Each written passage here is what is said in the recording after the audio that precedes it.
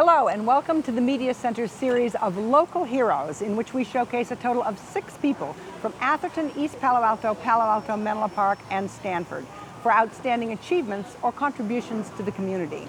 We solicited nominations and we're particularly looking for the unsung heroes. Each winner is an inspiration and each has a great story to tell. We're here in downtown Menlo Park at Cafe Baroni, right next to Kepler's, both local heroes in their own rights. And we'd like to thank Baroni's for having us. Joe Wise is in the 8th grade. 3 years ago, he and his brother were diagnosed with a form of muscular dystrophy. By all rights, he should now be in a wheelchair and on a respirator. Instead, he's winning Olympic medals. Joe, thank you for coming. Congratulations. What is your sport, what is your event, and what medals are you most proud of? My sport is swimming, and my event is the 400-meter freestyle. And the award that I'm most proud of is the gold medalist, or the gold medal that I won in the 400-meter freestyle back in August. This August of this summer? Yeah. How did you get into swimming? Why swimming? Well, first my mom made me do it, and then, she made me do it just for fitness, but I was playing other sports, and so it's kind of my secondary sport. And then And what was your primary sport? Probably baseball. And then after I got diagnosed with my muscular dystrophy disease, the doctor said the only sport I can do is swimming. And so that kind of changed my whole life. So swimming is okay. Yeah. You started out, not liking it, sort of liking it? Your mom made you? I actually really hated it when I was swimming. Like, my mom would force me, she would drag me into the car to go. And yeah. Typical mother. Yeah. Why did it change? The doctor said you can only swim. That's just another person telling you what to do. It's changed a lot. It's now a real passion for you. Can you remember a time when it shifted? Well, I think it started shifting after a friend of ours introduced us to the Paralympics. And then I found out that I can actually swim with kids like me, disabled. And then I can have a chance to actually swim just like them and have a good chance of making the teams. Well, so tell me about the Paralympics and how it works for people who don't know about it. All right. Well, the Paralympics, they have classifications for people who have a broken neck, could be an S1 or S2, and I'm a classification S10, which is the highest classification for disabled athletes, except for blind. So, and then they swim in heats like that, where with each classifications, and then the medals are for the classifications. So you started out on a regular swim team and you were kind of not that good? Yeah, I was really bad. So how have things changed? Things changed when I moved over to Palo Alto Stanford Aquatics. And then I had a coach that was really great to me. He taught me all this new strokes and stuff. He taught me how to swim better.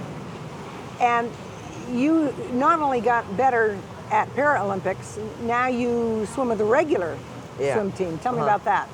Well, I was over with them at the same time when I was swimming with the regular team before I swam on the Paralympics or swam for the Paralympics.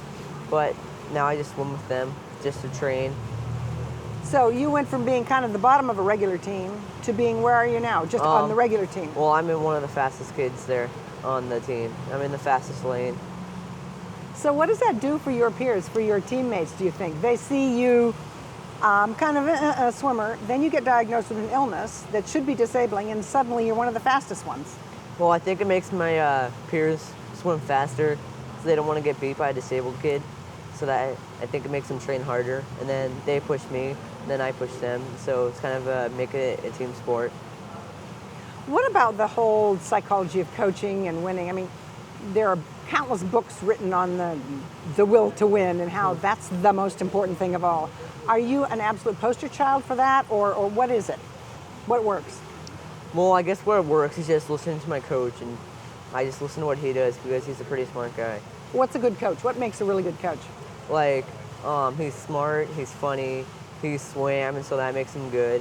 And then he swam in the Olympic trials, and then got out-touched, and so he just knows what it's like to swim in meets, big meets, and so he guides me through them, and he's like a psychologist kind of. I was going to say, what does he do right? He Or just maybe you don't know.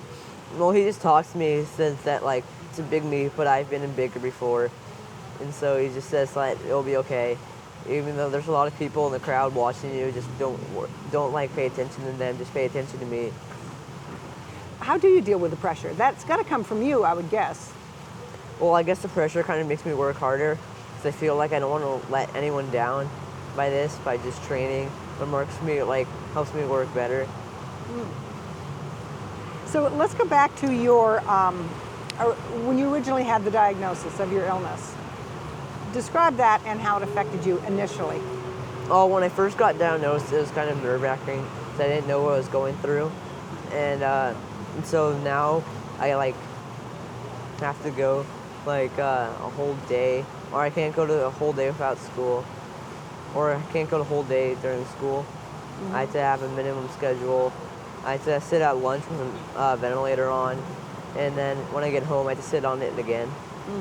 So what does that mean? What does it mean to sit on a ventilator for people who don't know? I sit on a respirator and I breathe in like O2 because my muscles and my lungs are weakening, so I can't blow out CO2.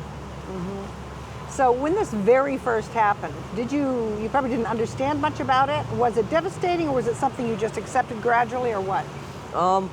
Well, I guess I accepted it gradually because I didn't really know what I was getting into. So I wasn't really sure. I wasn't really paying attention in the doctor's office. So I just thought oh well, I'll be okay, because I was kind of young. So what else in terms of your everyday life is different? Your school schedule has changed. What else? What can you not do, and what do you have to do besides the ventilator? Well, I can't run anymore, and I used to be the fastest runner, so that was kind of disappointing. And now, also, every Sunday, I had to get an IV infusion in my stomach with antibodies. Which is every Sunday? Yeah. Okay. And how long does that take? And is that painful? It is painful, and sometimes takes around 2 to 3 hours. How have you learned over the last 3 years to deal with this? Well, I just learned that to deal with it because it helps me fight harder and harder just to stay alive. So I guess it helps me as a person, kind of just keep on fighting.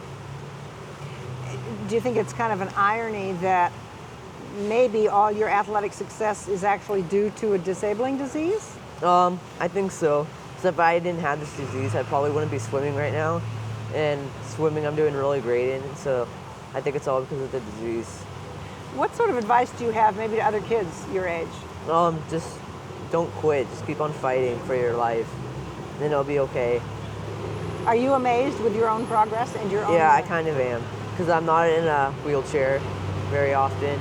And I could still move a lot. I'm still swimming. And I'm only 13 and I've already won a couple of medals.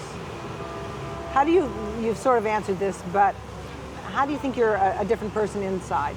Well, I think I'm a different person because it just helps me keep on fighting. Just get stronger, helps me be stronger. And then I see a lot of people in wheelchairs, and then I kind of know how they feel like. Instead of when I didn't have this disease, I just kind of stared at them. Now I know what they're like. So you're much more empathetic. Yeah. Now, what about your relationship with your little brother? He has the same illness. Yeah. Well, I guess it's okay. We don't really talk about the disease much, but we just talk about other stuff, and so we're pretty good friends. What are your upcoming events? My upcoming events is in March. It's the Para-American Trials, and it's for a team that's going to Brazil, Rio de Janeiro. And if I make the team, I get to go down there and stay in a village and swim in kind of a little Olympic thing, but it's not really Olympics. 2 years earlier. Well, good luck. I want to talk to your mom next. All right, thank you. Thank you. I'd kind of like to go over the same ground, but from the mother's perspective, being a mother. What did it do to you and your family to discover that your children had serious illnesses?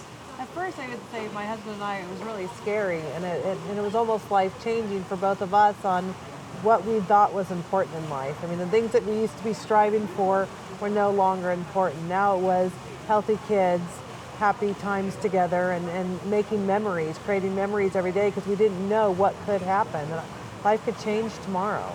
So at first it was scary, and then it was life-changing, and in some ways it's changed us for the better. How long did it take for you to get through that cycle?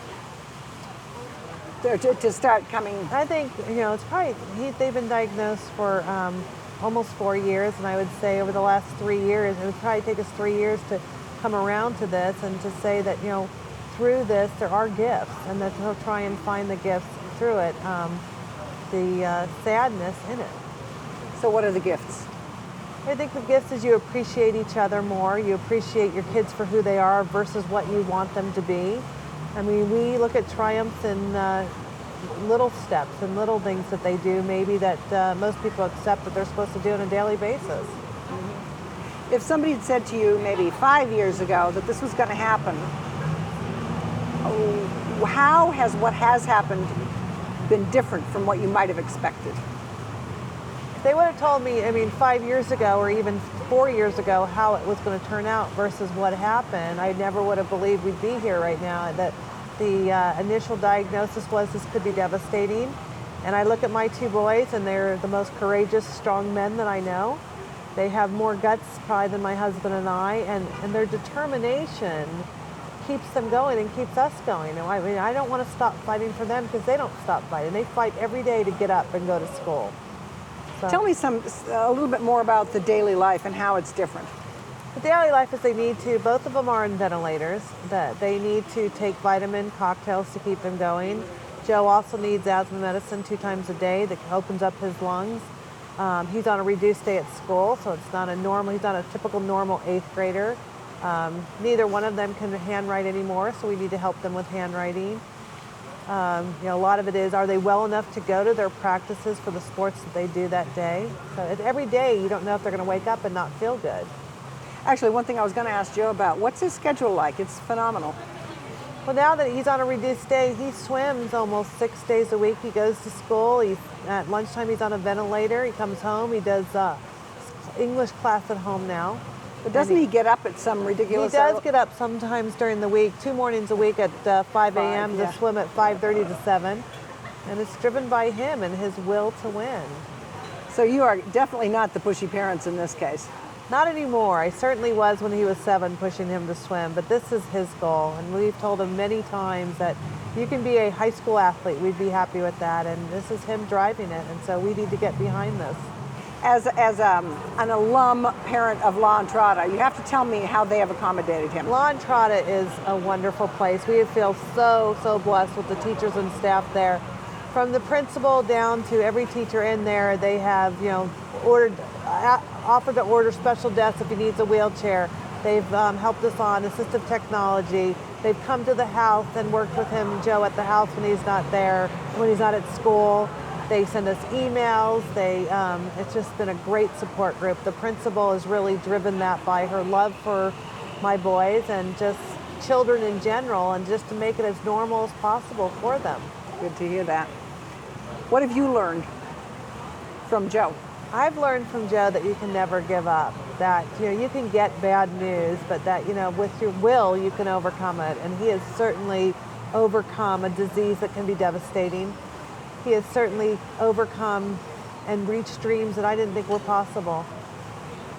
And finally, what sort of advice do you have for other parents, either parents of children with illnesses or parents in general? I think for parents in general, our job as parents is about getting our children to their dreams, not ours. And that sometimes we have to put aside our hopes and dreams for them and let them go after what they really want to do. And that has probably been the best lesson through all of this. Great note to stop on. I'm going to give you a little plaque here. Hang this up someplace prominent. Thank you. And I want to thank you both for coming. Thank you. And congratulations. Thank you. Thanks. We are at Cafe Baroni next to Kepler's in downtown Menlo Park. Please stop by, come get a cappuccino, hot chocolate, go buy a book next door. We want to thank Baroni's for having us, and thank you for watching.